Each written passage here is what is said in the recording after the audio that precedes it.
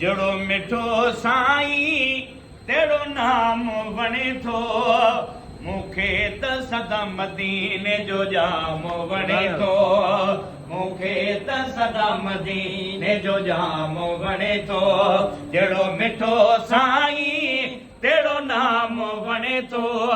मूंखे त सदा मदीने जो जाम वणे थो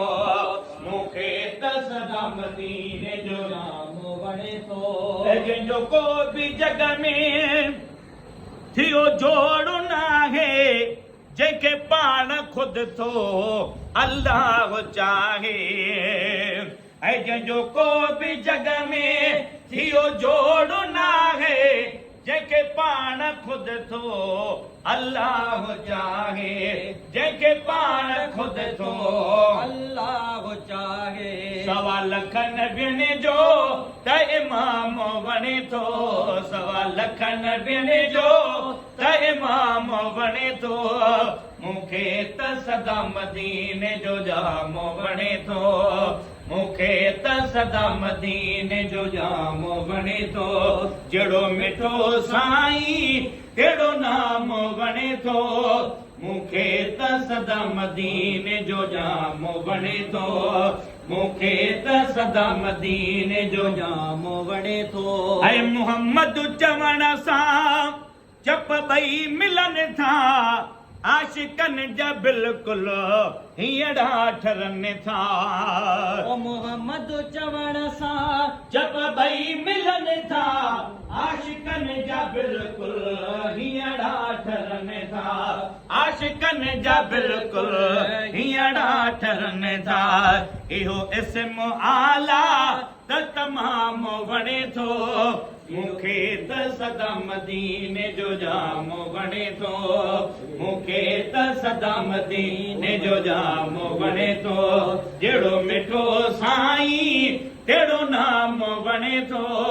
मूंखे त सदा मदीने जो जाम वणे थो ऐं झुंगारींदो झर झंग हुबदारो आहे ओ जंहिंजो बि अरबीअ सां प्यारो आहे ओ झुंगारींदो झर झंग हुबदारो आहे जंहिंजो बि अरबीअ सां प्यारो आहे जंहिंजो बि अरबीअ सां प्यारो आहे ऐं मदनीअ जो हर हिकु त गुलाम वणे थो मूंखे त सदा मदीने जो जाम वणे थो मूंखे त सदा मदीने जो जाम वणे थो ऐं दुनिया में हबीबनि जो हुस्न दंगो आहे हर को महबूबनि जो मलंगो आहे ओ दुनिया में हबीबनि जो हुस्न दंगो आहे हर को महबूबनि जो मलंगो आहे पैगंबर जो सुहिणो पैगाम वणे थो पैगंबर जो सुहिणो पैगाम वणे थो मूंखे त सदा मदीने जो जाम वणे थो मूंखे त सदा मदीने जो जाम वणे थो ऐं साईं जे सदके ॿई जग बणिया आहिनि तुफ़िले सजण जे सभु कुर्ब थिया आहिनि साईं जे सदके ॿई जग बणिया आहिनि तुफ़िले सजण जे सभु कुर्ब थिया आहिनि ऐं तुफ़िले सजण जे सभु कुर्ब थिया आहिनि नाज़ुल नबी ते सो कलाम वणे थो नाज़ुल नबी ते सो कलाम वणे थो मूंखे त सदा मदीने जो जाम वणे थो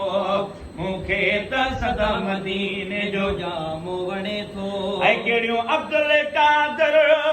लिखे महिरबानियूं अरबी खे मिलियूं हिन नेमतूं निरालियूं अब्दुल कादर लिखे महिरबानियूं अरबी खे मिलियूं हिन नेमतूं निरालियूं अरबी खे मिलियूं हिन नेमतूं निरालियूं नूरानी नबीअ जो त निज़ाम वणे थो नूरानी नबीअ जो त निज़ाम वणे थो मूंखे त सदा मदीने जो जाम वणे थो जहिड़ो मिठो साईं तहिड़ो नाम वणे थो मूंखे त सदा मदीने जो जाम वणे थो